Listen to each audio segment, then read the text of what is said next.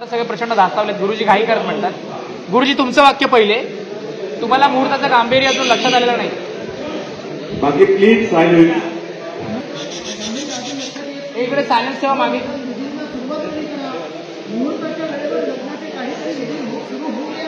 बरोबर, हे वाक्य झालं तुमचं. हे ऐकून नाही तर भविष्यात भीषण संकटांना तुम्हाला सामोरं जावं लागेल. हे ऐकून सगळ्यांच्या काळजात धस्स होतं. रेणुका पुन्हा पुन्हा भावनाला दोष देत म्हणते, काय करू मी या मुलीचं? हिला लाख वेळा समजवण्याचा प्रयत्न केला, पण आताही आमच्या घरात किती वेळा लाख वेळा समजवण्याचा प्रयत्न केला, पण ही आता संकटाची चाहूल दूरच येणार त्याशिवाय तिचं समाधान होणार नाही असं म्हणत रडू लागते. दळवी कुटुंबातले सगळे काळजीत पडलेत. अधिराज, याच्यानंतर तुमचं वाक्य. आई आई प्लीज शांत हो. अधिराज आणि नीलंबरी रेणुकाला आधार देऊ लागतात, पण एका क्षणी रेणुकाचा राग अनावर होतो.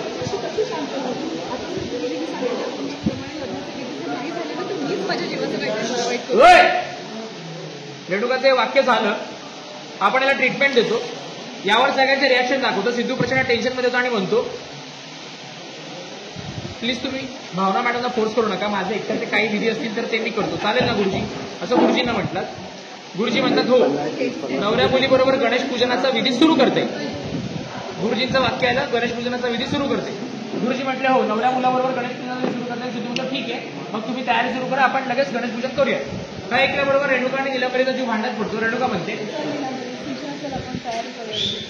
सिंचना तू पण. सिद्धू भावनाच्या दिशेने येतो आणि भावनाच्या पायाजवळ काही अंतराने बसत भावनाला म्हणतो, भावना मॅडम, मला तुमच्या मनाची अवस्था कळतीये.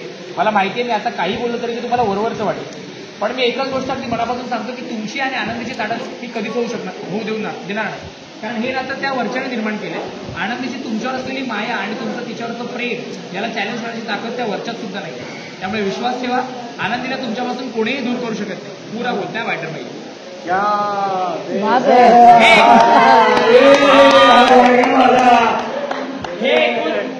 हे ऐकून भावना पानवल्या सिद्धूकडे पाहत राहते. बाकी सगळ्यांना ते सगळे बघताय. आणि सिद्धू पुन्हा म्हणतो, मी गणेश पूजनाच्या विधीला बसतोय, पण मी तुम्हाला शब्द देतो की मी बाप्पाकडे आपल्या लग्नाविषयी काहीच मागणार नाही. मी त्याच्याकडे फक्त हीच प्रार्थना करेन की लवकरात लवकर आपली आनंदी सुखरूप इथे पोहोचू दे. आणि बाप्पाला माझी प्रार्थना ऐकावीच लागेल. दळवी कुटुंबातल्या लक्ष्मी सोडून बाकी सगळ्यांच्या चेहऱ्यावर सिद्धूबद्दलचं कौतुक स्पष्ट दिसत आहे. लक्ष्मी आणि भावना देखील चकित होऊन सिद्धूकडे पाहत आहेत. सिद्धू उठून उभा राहतो. आता सिद्धू म्हणतो, तुम्ही फक्त डोळे बंद करून आनंदीसोबत घालवलेले सगळे चांगले क्षण आठवा. आईच्या मायात खूप ताकद असते, ती तिच्या लेकराला सगळ्या संकटातून वाचवू शकते. तुम्ही फक्त पॉझिटिव्ह विचार करा. हे ऐकल्याबरोबर भावनाला आनंदीसोबत घालवलेल्या प्रत्येक चांगल्या क्षणाचे फ्लॅशेस जाऊ लागतात. भावना त्या विचारात गुंग आहे. तो सिद्धू गणेश पूजनाला बसतो. रेणुका स्थिरावली आहे, पण बोला पण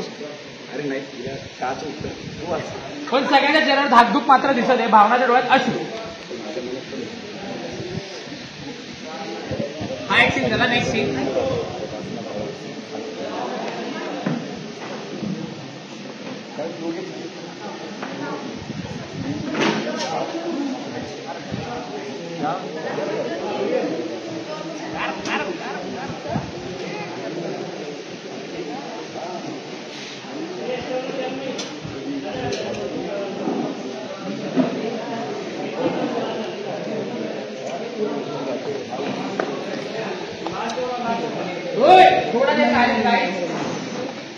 इकडे सिद्धूचं गणेश पूजन झालेलं आहे.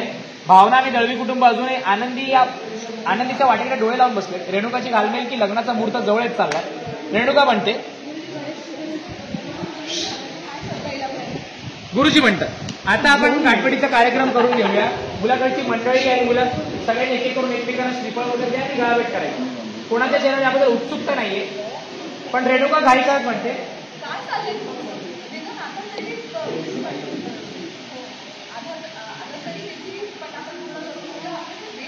रेणुकाच्या गायीमुळे गुरुजी मुलीचे वडील आणि मुलाकडच्या वडिलांना गाळाभेट करण्यासाठी समर्थपणे यायला सांगतात. गुरुजी म्हणतात, मुलीचे वडील आणि मुलाच्या वडिलांनी इथे यायचंय. संपतराव उठून गुरुजींच्या जवळ जाताना तोच आजी एक कटाक्ष टाकत त्यांच्याकडे रागाने बघते. संपतराव समजून जातात. तसा श्रीनिवास सर्व बळ एकवट होईल गुरुजींच्या सोबत जातो. आता संपतराव आणि श्रीनिवास एकमेकांच्या समोर गुरुजी म्हणतात, आता तुम्ही दोघांनी एकमेकांना श्रीनिवासवर गाळाभेट करा. आजी कुठली ती काही ती श्रीनिवास संपतरावांना शिकवतो ना एवढ्यात संपतराव म्हणतात हे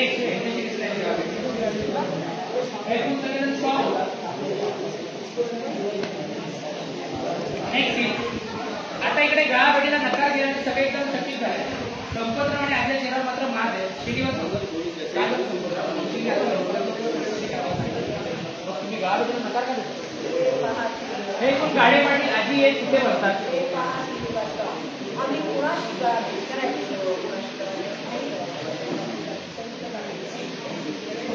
यावर आपण सगळ्यांचे रिॲक्शन दाखवतो आणि आजीच्या अशा वाक्यानंतर तुम्ही म्हणता सर पण आपण तर होणारे व्यायी होतो. आजी हार्ड लिया तुझ्यासाठी या लग्नाचा अर्थ काही येतो. माझ्यासाठी मात्र एक पवित्र गोष्ट आहे. त्यामुळे माझ्या रिलेटिव्ह महत्वाचं विधी तर सगळं होणार आहे ते सुद्धा सिद्धूच आहे. असं म्हणत सिद्धू श्रीनिवासच्या समोर जातो. श्रीनिवास हाताला नारळ करून हातात घेतो आणि श्रीनिवासला मिठी मारत म्हणतो काका तुमच्या स्पर्शात नेहमीच मला माझ्या पाठीची कोणीतरी आहे असा भक्त माझा मिळाला. तसा तो पुढे होत लक्ष्मीला मिठी मारत म्हणतो काकू तुमच्या स्पर्शात मला माहिती तो संतोषला मिठी मारत म्हणतो दादा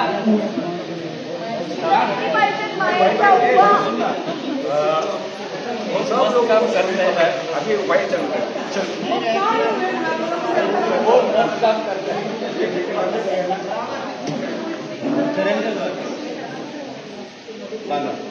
सोनू इधर आ. मेरे को क्यों मार दिया है? कुठे काय बताओ ना, तुम कुछ सिखाओ. ये बीच में हीरोइन को उसकी एक्सप्लेन कर रहे हैं तो हम क्या पागल है जो इधर पढ़ के सुना रहे हैं?